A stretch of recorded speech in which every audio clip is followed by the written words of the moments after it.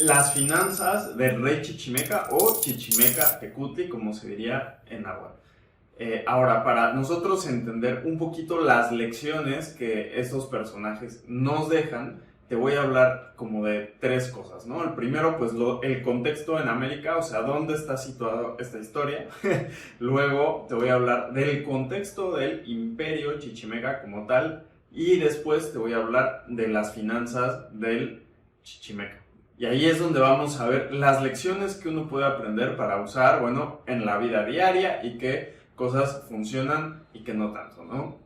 En primer lugar, ¿cuál es el contexto de América? En general, en América del Norte, hablando específicamente de Mesoamérica, pues se ha visto civilizaciones de hace muchísimo tiempo. Civilizaciones como las Olmecas, por ejemplo, y ve la tabla de acá atrás, que duraron 2500 años. Imagínate que el imperio, si lo quieres decir así, estadounidense lleva como 120 años, imagínate uno de 2500.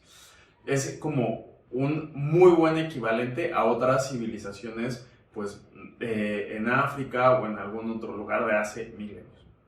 Ahora, los Olmecas en general tuvieron varias ciudades pues importantes como San Lorenzo, La Venta, Tres Zapotes y más o menos tenían como 13,000 habitantes. Los Olmecas son considerados pues una cultura madre porque de ahí es de donde nacen el resto de las civilizaciones, es como la base. Ya tenían por ejemplo el juego de pelota que es como súper famoso, la deidad ya era una serpiente emplumada que después va a derivar en Quetzalcóatl y en Kukulcán para los mayas.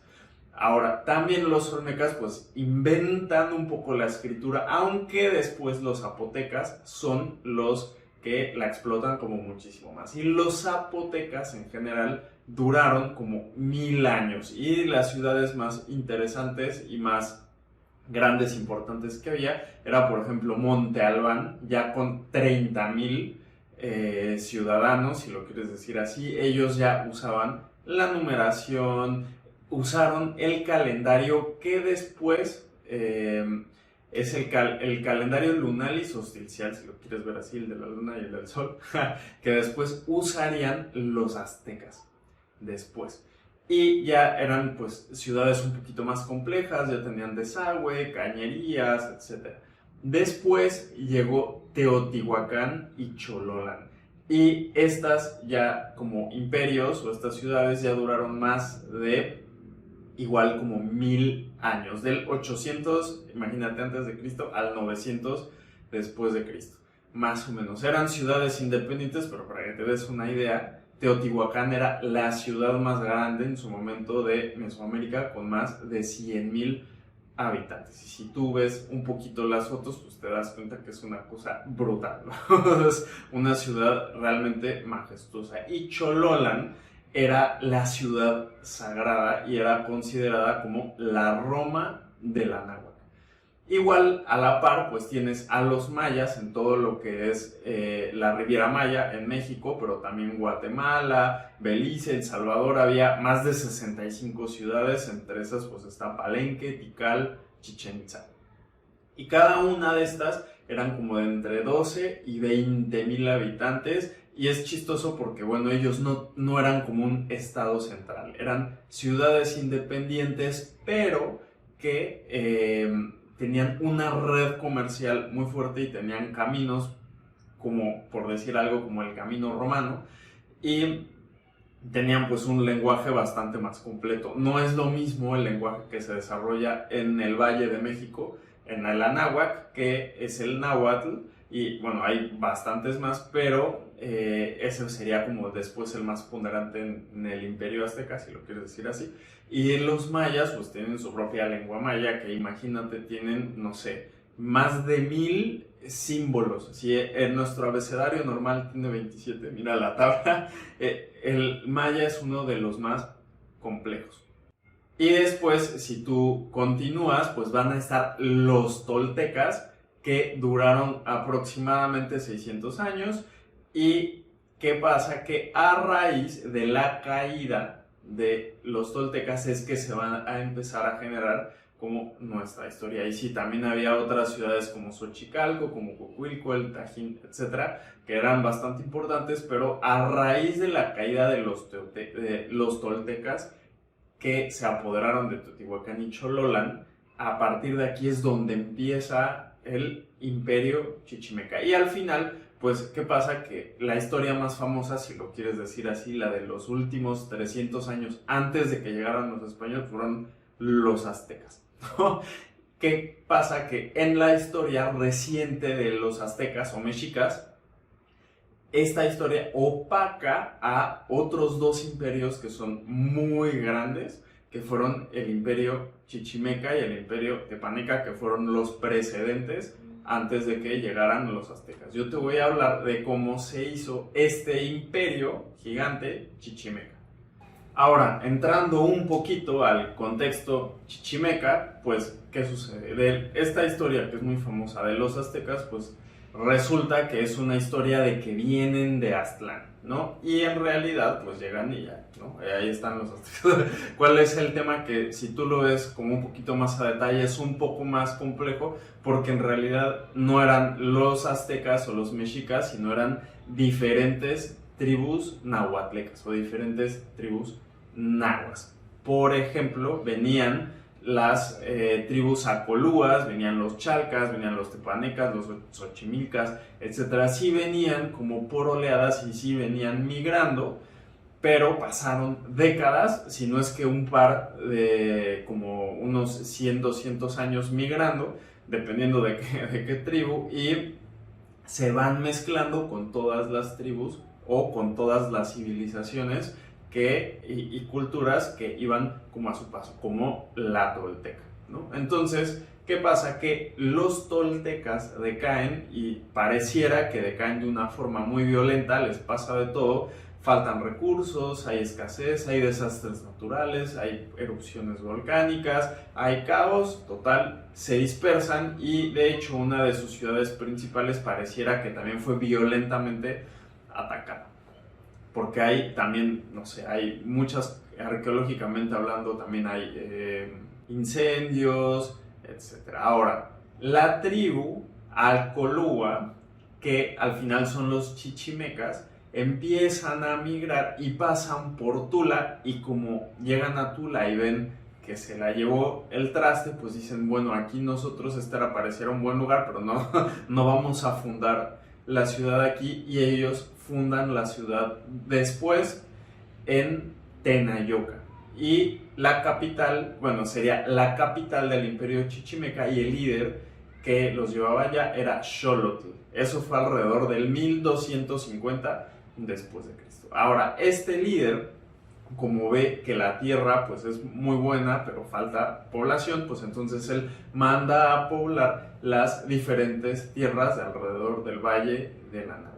Y como además empieza a ver que pues están los toltecas dispersos, se empiezan a mezclar con los toltecas, y es chistoso porque después de un rato, bueno, se empiezan a casar entre ellos, etcétera. Tienen un trato de dejamos en paz a los toltecas, pero los invitamos a nuestro imperio chichimeca o a nuestro reino chichimeca, y empiezan a aprender pues todas las el conocimiento heredado que tenían los toltecas, como la agricultura, la extracción de metales, cómo hilar, cómo tejer, producir algodón, construir, porque ellos eran una cultura constructora de brutales construcciones. Y bueno, ven que ya no es necesario seguir como nómadas, porque una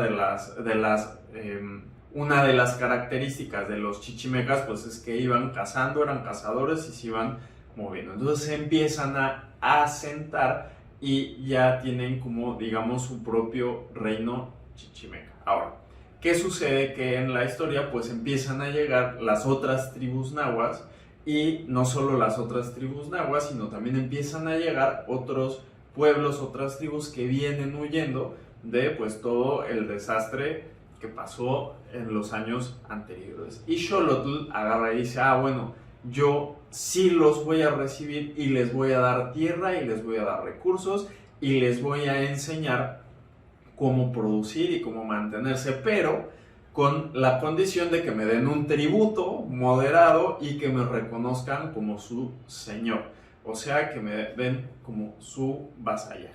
Y a partir de ahí los deja vivir, y el que se negó, bueno, fue y por las armas los obligó. Entonces, más o menos así fue como se empezó a desarrollar el imperio. Y siguen llegando oleadas, y llegan, por ejemplo, los tepanecas, los chalcas, los xochimilcas, y son bien recibidos y les da tierras. Por ejemplo, al líder de la tribu tepaneca, que se llama Alcohuatzin, le da unas tierras y funda la ciudad de Azcapotzalco. Ahora, por 2 o 3 generaciones hubo muchísimo esplendor, hubo apogeo, el reinado chichimeca fue súper poderoso, ahora Chichimeca Acolúa, y es como súper definitivo y se extiende por todo el valle de la Náhuac. Ahora, Xolotl y su hijo Nopatzin fueron muy buenos reyes, y en la historia o en los libros que tenían, pues resulta que su visión es que eran como muy queridos y eran muy respetados, etc. Ahora, a partir de la tercera, cuarta generación, como que ya los líderes de los chichimecas, los reyes chichimecas, como que ya no eran tan buenos, como que ya no eran tan buenos gobernantes, y los pueblos que estaban alrededor, pues se les empezaban a rebelar porque ya sentían un poco de crisis y un poco de escasez, ya no se sentían tan ricos y abundantes como antes. Y una de las últimas tribus que llega al Valle de Anáhuac, ya después como de 100 años, pues fueron los mexicas. Y cuando llegan los mexicas, como que se pelean entre ellos, y esta tribu se divide entre los tenochcas, que vienen con Tenoch y fundan Tenochtitlán, y los tlatelolcas, que fundan Tlatelolco. Y eso fue más o menos en el 1325 que se funda Tenochtitlán. Y ellos, ¿qué pasa? Que después contaré esa historia más a detalle, pero resulta que fundan Tenochtitlán a la mitad del lago de Texcoco, y estaban muy cerca de las tierras de Alcohuatzin, o en este caso sería de Azcapotzalco, Tezozomoc, y le rinden vasallaje a Tezozomoc. O sea que los aztecas eran como el vasallo del vasallo en ese momento. Y una de las funciones que tenían estas tribus vasallas era que ayudaban a Cuinantzin, el rey chichimeca de ese entonces, pues a someter a los rebeldes por la fuerza. ¿Cuál es el tema? Que Cuinantzin, como también empieza a sentir que empieza a haber problemas, para que su familia y el imperio estén bien, empiezan a subir los tributos y empiezan a buscar también opciones para generar un bienestar económico. Y una de las cosas que él ve es que hay una gran oportunidad de producción de algodón en Texcoco. Y resulta que dice, como allá hay una gran oportunidad, voy a mover la capital de Tenayuca o Tenayocan a Texcoco, porque en ese momento, fíjate, el algodón era una cosa como que era el petróleo de ese momento. Entonces era como que pues súper bueno, pero ¿cuál es el problema? Que él se va, deja la ciudad sin nadie, se rebelan y toman la capital.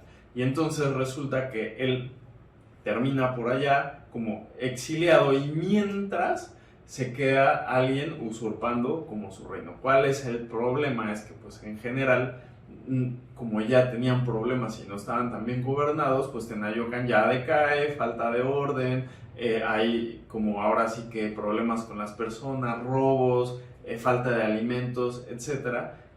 Y lo que decide hacer Cuinantzin pues es regresar a recuperar Tenayoca después de allá haber construido Texcoco.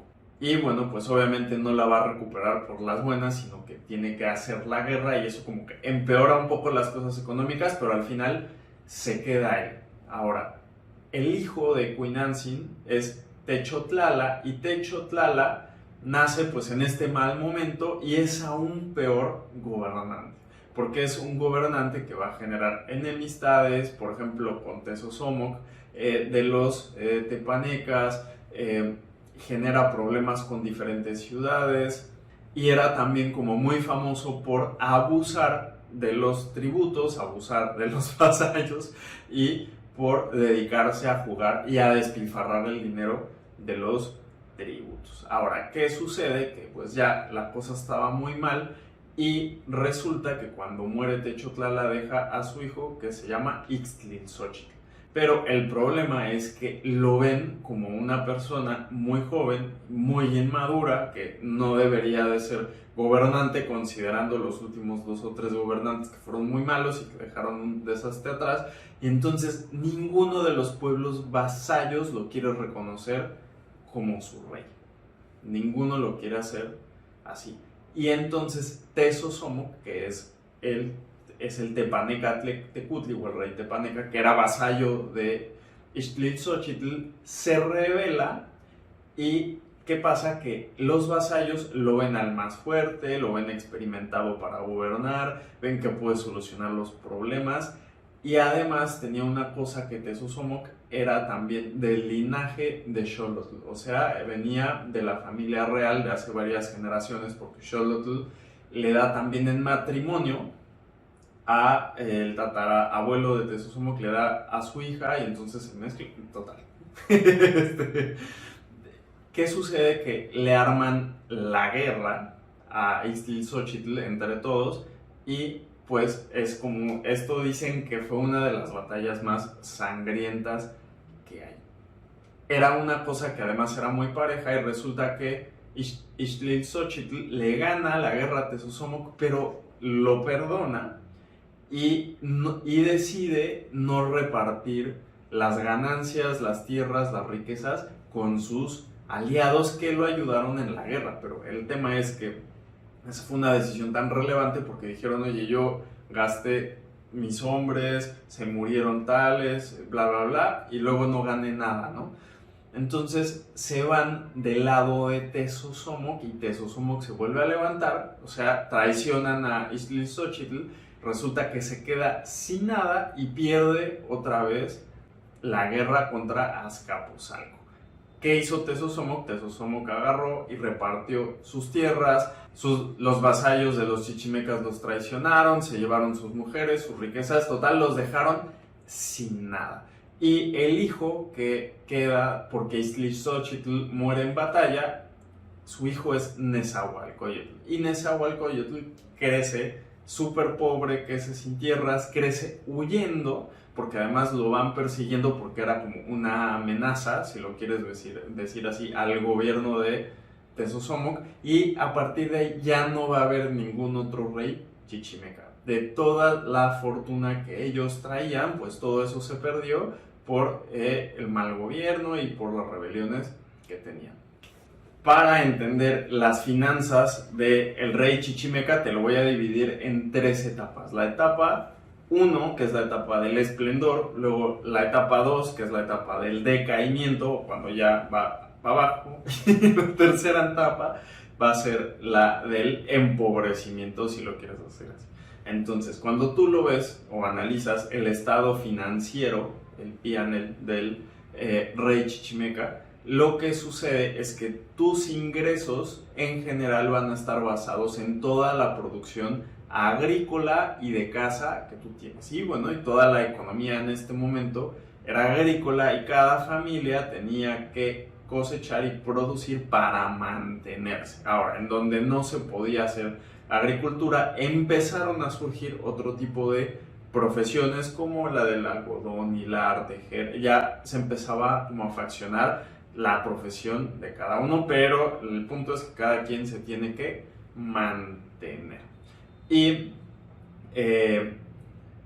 en general, además pues, de que tienes toda esta producción de algodón, también tienes producción de armas. El algodón era como ser rico, era como estar sentado en un barril de petróleo, probablemente hace 10 años.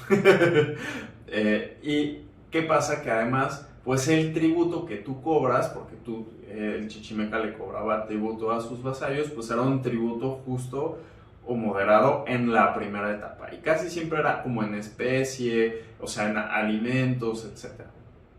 Además, pues tiene ingresos, si lo quieres decir así, de esclavos, porque sí sometían a algún pueblo, sí había gente por ahí. De hecho, en esos momentos pues había muchos esclavos por diferentes motivos y ellos eran usados para la construcción. Ahora, esos serían sus ingresos. ¿Y en qué gastarían? Bueno, lo primero es que pues un consumo normal, ¿no? El consumo normal de las personas en términos de alimentos. A otra cosa que gasta un rey chichimeca es en el household, que es este concepto es, bueno, el rey chichimeca por ser de la nobleza, pues hay mucha gente que lo acompaña cuando hace viajes o en el mismo palacio de Tecutli. Que pasa que está su esposa, están sus concubinas, y cuando digo esto es porque en ese momento pues tú podías tener todas las mujeres que tú quisieras y los hijos que tú quisieras, siempre y cuando los pudiera mantener. Era una cultura pues que era en ese momento bastante machista y las esposas y las mujeres tenían un rol muy definido que pues era más como de servir al hombre, de hacer la comida, de limpiar, de hacer bla bla bla. O sea, eso era lo que hacía, ¿no? Sí, eso era lo que pasaba en ese momento. Pero además no solo eran tus hijos, tu esposa, tus concubinas, eran tus asesores, eran los consejeros del rey, eran los soldados de protección, bla, bla, bla. Todo eso entraría como en este momento. Y además pues también tenían que mantener al ejército y además gastaban en construir asentamientos, porque recuerda que al principio pues no había tantas tierras, entonces todo el mundo empezaba a construir. Estos eran los gastos que tenían. Y con todo esto, bueno, ¿qué pasaba? Que tú generabas activos. ¿Cuáles son los activos que tenía el rey chichimeca? Era pues básicamente uno, las tierras de donde venía toda la producción para mantenerse. Y como además pues tenías un tributo y la producción era alta y los gastos no eran tan elevados, siempre tuviste un superávit de producción. Eso quiere decir que siempre te sobró y por eso se generó también un esplendor. Ahora el tema es que culturalmente hablando, lo que sobraba no lo podías tampoco mantener mucho tiempo porque los alimentos, por ejemplo, se echaban a perder. Había una cultura de almacenamiento, sí, pero era de muy corto plazo. Por ejemplo, si tú ves otras civilizaciones como los incas, que llegaron a tener un refrigerador natural, si lo quieres decir así, porque estaban en las montañas, lo construían con ciertas especificidades, y ellos podían tener un superávit mucho más amplio, pero en este lugar, con este clima, etcétera, pues eso no era posible. Luego, las mujeres también eran un activo, y bueno, yo hablo de ese momento. ¿Por qué? Porque en general la mujer, que era sobre todo de la nobleza, era para que contraiga matrimonio con algún otra tribu, otro pueblo, y se pudiera mantener como aliados a través de lazos de sangre. Y además, pues si tú tenías a tu esposa, pero tenías concubinas, etcétera, pues ellas se dedicaban al servicio en general. Y si era muy machista, y por eso lo pongo aquí como activo, porque sin las mujeres pues era muy difícil, porque el hombre no se ponía ni a hacer la comida, ni a limpiar, ni a producir, ni nada, nada de eso, ¿no? En realidad el hombre era más como para la guerra. Ahora, también, ¿qué pasa? Que dentro de los activos tú tienes pueblos vasallos y aliados, que en ese momento pues sí eran vasallos y eran aliados, porque todo el mundo respetaba al rey chichimeca, y de ellos también viene el tributo. Una de las cosas que eran extremadamente valoradas en estas culturas pues era el poder militar, el ejército, y pues era una cosa que se respetaba mucho, la fuerza. Y el último activo, que a mí me parece uno de los más interesantes, es el conocimiento heredado de las civilizaciones antiguas, que viene de la mezcla con los toltecas.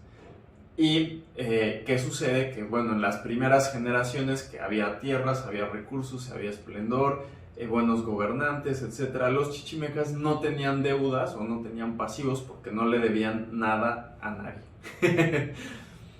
¿Y qué sucede? Que esto empieza a cambiar cuando los gobernantes pues empiezan a ser medio malones y hay esa sensación de escasez, rebeldía, etc. ¿Qué sucede? Que el ingreso que viene de los tributos pues ya no es tan alto, ya es regular, porque resulta que los vasallos ya se rebelan, ¿no? En cuestión de gastos, pues los gastos empiezan a aumentar porque tienes que aumentar el ejército para someter a los rebeldes, empiezan a invertir en redes de espionaje porque no sabían en quién confiar, y pues tienes el tema de todo lo que te cuesta la guerra.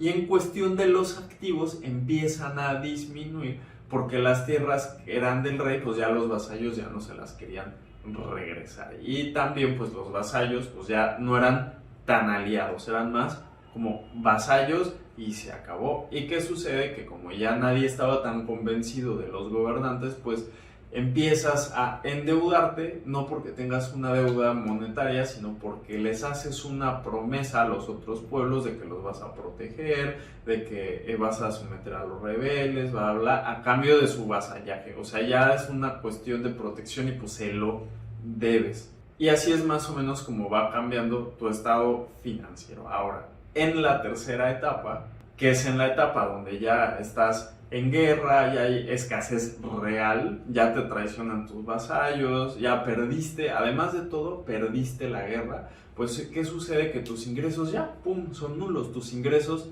desaparecen. ¿Por qué? Porque te quedaste sin tierra, entonces no puedes producir, ya nadie te da ningún tipo de tributo y pues nada. Ahora, tus gastos son demasiados en el momento que tienes toda la guerra, pero además te quitan todo, te roban, porque pues tú gastas, eso digamos que es un gasto, porque te robaron absolutamente todos, es un caos, la guerra se intensificó. Tus activos pues los perdiste porque ya desaparece tu poder militar, te quedaste sin ejército, sin vasallos, te traicionaron, se llevan a las mujeres, bla, bla. Te quedaste sin nada.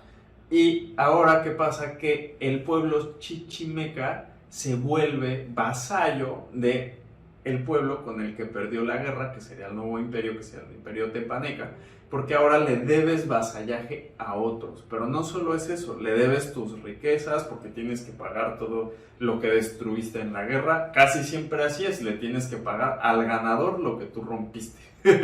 Luego además toda tu producción, pero tu producción ya no es para ti, ya se la debes al nuevo rey. Y ya pues además de todo, tu gente se volvió esclava y se lo debes al nuevo emperador o al nuevo rey para que haga sus construcciones. Y básicamente te quedas pues mega pobre, sin nada, y eso es lo que le pasó inicialmente a Nezahualcóyotl, que traía todo heredado, era digamos cuna de oro, y con malos gobernantes, bla, bla, bla, bla, te quedaste sin nada. Se perdió el imperio y se perdieron las riquezas. Y bueno, ¿cuáles son las lecciones financieras? O sea, ahora sí, ¿qué me llevo yo? ¿Qué puedo hacer para mejorar mis finanzas? Y te voy a hablar del nivel macroeconómico y luego del nivel personal, ¿no? Entonces, a nivel macroeconómico, tienes que entender cuáles son las señales de esplendor de un país. ¿Qué quiere decir? Que tienes una alta producción que sirve para mantener, y que además, que no solamente sirve para mantener tus gastos, sino además tiene superávit. O sea que un país debe ganar más de lo que gasta, porque si no después termina en deudas. Y dos, la paz, que la gente se dedique a trabajar y no a pelearse los unos con los otros, pues también es una señal de que vas como en esplendor. ¿Y cuáles son las señales de problemas financieros y económicos, por ejemplo, en un imperio?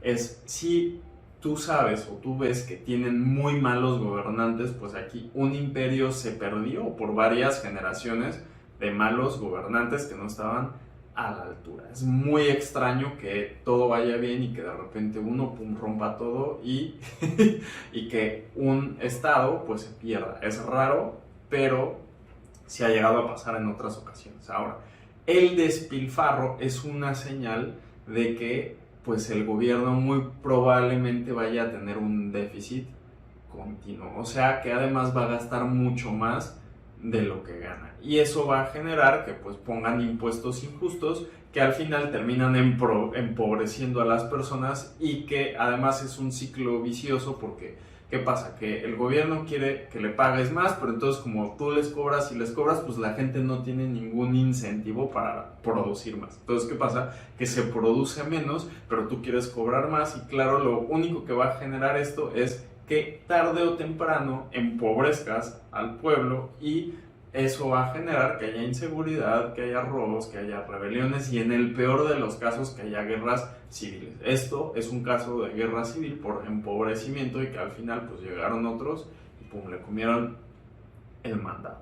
Y cuando un gobierno, y esto sí pasa en la mayoría de las ocasiones, y he leído de miles de etapas y de miles de guerras, es cuando un gobierno pierde una guerra, casi siempre le vas a quedar debiéndole todo, o sea, probablemente tu país va a estar hipotecado 100 años, o entre 20 y 50 en el mejor de los casos, para pagar a los otros, y es un augurio de pobreza. Entonces hay que tener cuidado, y estas son como las señales de esplendor y pobreza. Y a nivel personal, pues, ¿qué te puedo decir?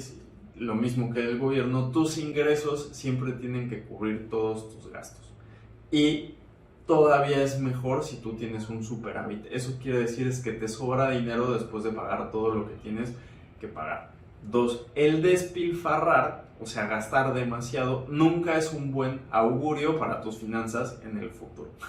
Así, eso es súper sencillo, súper fácil de entender, hay que tenerlos en control. Y en cuestión de inversiones, esta es una cosa que es raro que una persona lo haga, porque una persona nace en su país y crece en su país y cree que invertir en su país es la mejor opción, pero ¿qué pasa? Que siempre te tienes que fijar en dónde estás, te tienes que fijar en qué etapa está tu gobierno y en qué etapa está tu país. Tu país o tu gobierno están en esplendor o están en caída.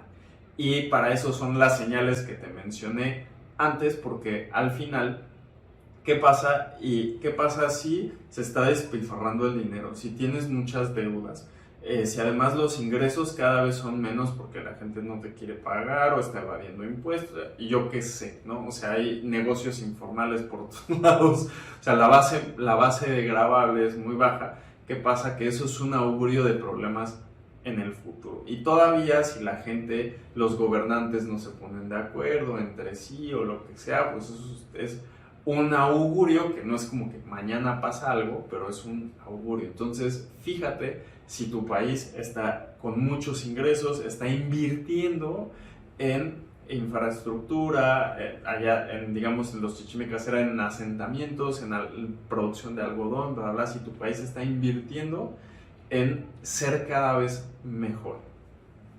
Ahora, también a nivel como de inversión, si tú lo quieres ver así, es muy importante tener activos que te produzcan, como una tierra. Ellos pues usaban la tierra para producir agricultura, y la tierra pues era un bien súper importante que además era a nivel del rey, ¿no? O sea, no era como que tu tierra y ya no.